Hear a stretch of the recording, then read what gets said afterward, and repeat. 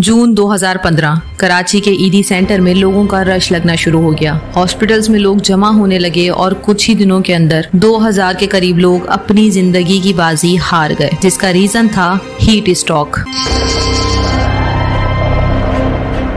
2015 में कराची का temperature 49 degrees पर पहुंच गया था, लेकिन शुक्र अल्लाह इसके बाद इस तरह की अमवात कराची में दोबारा देखने को नहीं मिली। इस वजह से नहीं कि इस तरह की गर्मी दोबारा नहीं पड़ी, बल्कि 2018 में 50.7 डिग्रीज गर्मी पहुंच गई थी और 2022 में 48.9 डिग्रीज गर्मी रिकॉर्ड की गई और आज 2024 में 27 मई को मोइंजोदड़ो में 53 डिग्रीज गर्मी रिकॉर्ड की गई। और आज भी पाकिस्तान को शदीद गर्मी का सामना करना पड़ रहा है, लेकिन 2015 में जब इतने लोग गर्मी की वजह से अपनी जिंदगी हार गए थे तो ईदी सेंटर ने हीट स्ट्रोक कैंप का आगाज किया था और इसके बाद कुछ ही दिनों में हर सड़क पर ये कैंप्स नजर आने लगे, जो खुद कराची की लोकल पब्लिक ने लगाए थे। जो जितना कर सकता था उसने उतना किया और आज हम सब देख रहे हैं कि किस तरह कराची वालों की जिंदा दिली और रहम दिली आपको हर सड़क पर नजर आ रही होगी। ये एक अहम तरीन वजह है जिस वजह से दोबारा इस तरह की अमवात देखने को नहीं मिली। आज भी कराची की आवाम अपनी मदद आपके तहत काम कर रही है, लेकिन हुकूमत पाकिस्तान बड़ी बुरी तरह से मार खा रही है अपनी जिम्मेदारियों को पूरा करने में। खैर, अब हम ये समझते हैं कि इतनी गर्मी हो क्यों रही है। तो सबसे पहले तो ये जान लें कि ये सिर्फ पाकिस्तान का हाल नहीं है, बल्कि दुनिया भर में यही हो रहा है, जिसकी एक अहम वजह क्लाइमेट चेंज है। दुनिया का सबसे बड़ा और गहरा समंदर पैसिफिक ओशियन, जो एशिया और अमेरिका के बीच में है, इस पर जब हवाएं चलती हैं, जिसकी वजह से समंदर का पानी एक तरफ से दूसरी तरफ को फ्लो करता है और नीचे का ठंडा पानी ऊपर आता है और जो गर्म पानी होता है वो बारिश में तब्दील हो जाता है। जब तक ये प्रोसेस इसी तरह से चलता रहता है सब कुछ नॉर्मल रहता है, लेकिन जब ये प्रोसेस रुक जाता है और समंदर का पानी जो नीचे होता है वो ऊपर नहीं आ पाता, तो मुस्तकिल ऊपर गर्म पानी रहने की वजह से बाज जगहों पर शदीद बारिश देखने को मिलती है और बाज जगहों पर शदीद खुश्की और गर्मी देखने को मिलती है। जैसा कि गुज़िश्ता सालों में देखा गया कि अफ्रीका में किस कदर बुरी आग लगी, जो कि इसी प्रोसेस की वजह से थी और इस प्रोसेस को एल नीनियो कहते हैं। एल नीनियो का इवेंट कभी 4 साल बाद आता है, कभी 5 और कभी 7 साल के बाद, और जब ये आता है तो 6 से 12 महीने तक रहता है। और इस इवेंट के दौरान दुनिया भर के मौसम का आना जाना यानी उनके पैटर्न्स बहुत बुरी तरह से बदल जाते हैं। कहीं शदीद गर्मी होती है, खुश्की होती है और कहीं शदीद बारिशें और सैलाब होते हैं। ये एक कुदरती प्रोसेस है, लेकिन इसे एक्सट्रीम लेवल पर हम खुद पहुंचाते हैं ग्लोबल वार्मिंग की वजह से। अब हम जानते हैं कि पाकिस्तान को क्लाइमेट चेंज से कितना खतरा है। देखें, पाकिस्तान ज्यादातर अपनी ज़राअत और कुदरती वसाइल पर डिपेंड करता है, जिस वजह से पाकिस्तान को क्लाइमेट चेंज का एक बहुत बड़ा खतरा है। इससे हमारी इकोनॉमी को भी बहुत बड़ा खतरा है।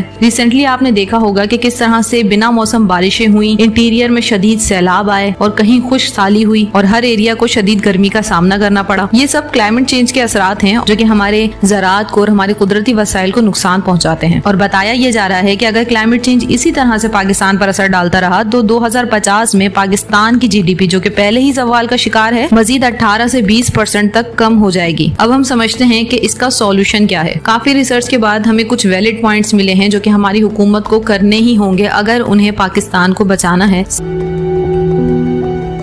सैलाब की वजह से जो दरख्त जाया होते हैं या फिर जो कारखाने अपने इस्तेमाल के लिए जिस तेजी से दरख्तों को काट रहे हैं, इसी तेजी से दरख्तों को लगाया भी जाए। और ये कोई छोटे पैमाने पे नहीं बल्कि बहुत बड़े पैमाने पे करना होगा। देखें, दरख्तों की कमी की वजह से हमारी हवा आलूदा हो जाती है, जिससे हमारे ग्लेशियर्स पिघलने लगते हैं। अगेन, जब ग्लेशियर्स पिघलते हैं तो शदीद बारिश और सैलाब का खतरा बढ़ जाता है।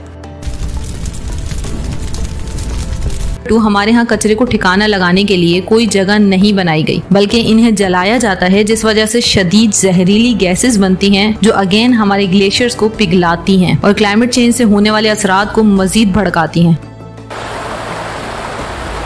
बारिशों के पानी को जमा करने के लिए डैम बनाएं, गर्मी को यूटिलाइज करें, सनलाइट को यूटिलाइज करें, बिजली बनाएं, ताकि कम अज कम गर्मियों में आवाम को बिजली और पानी मिल सके। वैसे तो अब हुकूमत से कोई खास उम्मीद नहीं है, क्योंकि सबसे बड़ी बात यह है कि हमारी हुकूमत खुद ही नाउम्मीद है और खुद ही अपनी हार कबूल कर चुकी है। और मुझे ऐसा लगता है कि हमारी हुकूमत को दूसरे ममालिक से कुछ सीखना चाहिए। जैसा कि जापान में हर साल शदीद बारिशें होती हैं, शदीद सैलाब आते हैं, शदीद जलजले आते हैं। सुनामी नाम तो आपने अक्सर ही सुना होगा, ये भी जापान से ही निकला है क्योंकि ये वहीं पर आया था। लेकिन फिर भी आज जापान दुनिया की तीसरी सबसे बड़ी इकोनॉमी है। ये जो टोयोटा, होंडा, सोनी हम यूज करते हैं, ये भी उन्हीं की कंपनीज हैं। आप सब भी अपना और अपने आसपास के लोगों का, जानवरों का, परिंदों का बहुत ज्यादा ख्याल रखें। अगर वीडियो अच्छी लगी तो हमारे चैनल को सब्सक्राइब जरूर कीजिएगा और हमें कमेंट करके जरूर बताइएगा। Thank you so much. फिर मिलते हैं नेक्स्ट वीडियो में, तब तक के लिए अल्लाह हाफिज।